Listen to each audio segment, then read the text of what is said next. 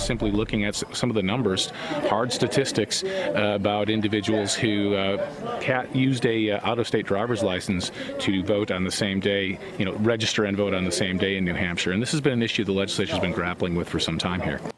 Welcome back. That was Kansas Secretary of State Chris Kobach, the vice chair of President Trump's Advisory Commission on Election Integrity, explaining one of the reasons why he took the commission all the way up to New Hampshire today. Brings us to our lid. Panel is back. Maria Teresa Kumar, John Podhoretz, Katie Tur.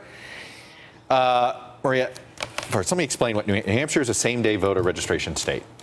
It drives some Republicans crazy that college campuses in New Hampshire get to see a surge in new voter registrations on those days. Right. They use out-of-state IDs. This is what he was trying to highlight.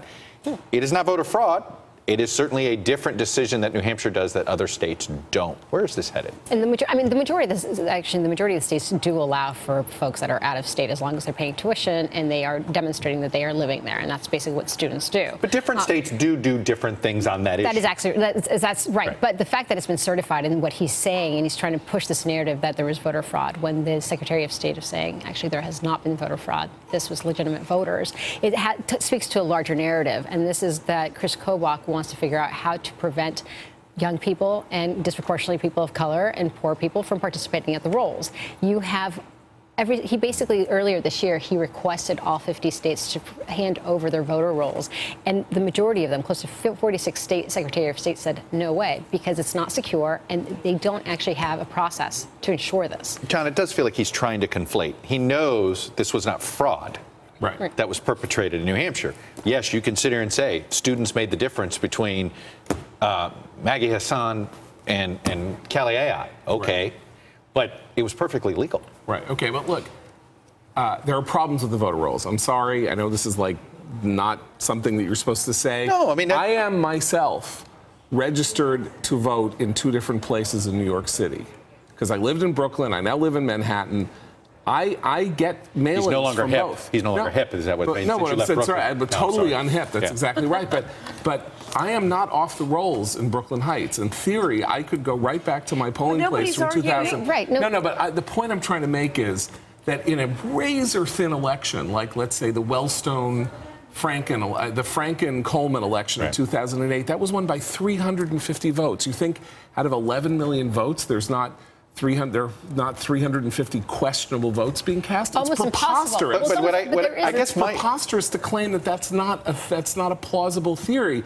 The Democrats are now in the position of arguing that there was no voter fraud whatsoever in the United States. No, so there is actually a system. Voter rules, though, is different from changing the laws and the rules that allow people to vote. That's a different. I'm not talking about that. Those are 2 different things. But you have to look at the independent studies that have been done on this. You might say that there are questionable cases, and people don't argue that there are questionable cases, but there have been so few cases that have been questionable that have proven to have resulted in fraud. I mean, there's a Loyola study that said out of 1 billion votes cast, they could find 30 questionable cases. I'm sorry, the Brennan Center, these are independent places. However, the Brennan Center is not independent. No, but there's that's a liberal Democratic institution. Don't gang up on him here. Go finish your. No. Let John finish his point. It is beyond logic to say that in a country in which 130 million votes are cast, that there is not voter fraud. We know, as a matter of statistics, that 1% of votes are either spoiled or false or wrongly cast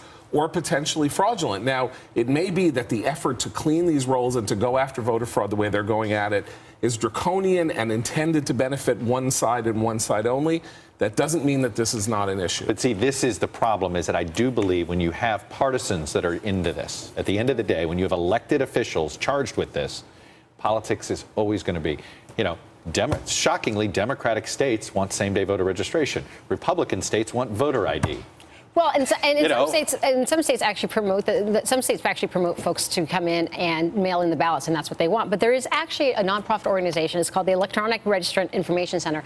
That is nonpartisan. That does do exactly what you're saying. Is it cleans up the voter rolls, but it does it in a way that is fair, and it's bipartisan. We will leave it there. Thank you. Hey there, I'm Chris Hayes from MSNBC. Thanks for watching MSNBC on YouTube. If you want to keep up to date with the videos we're putting out, you can click subscribe just below me or click over on this list to see lots of other great videos.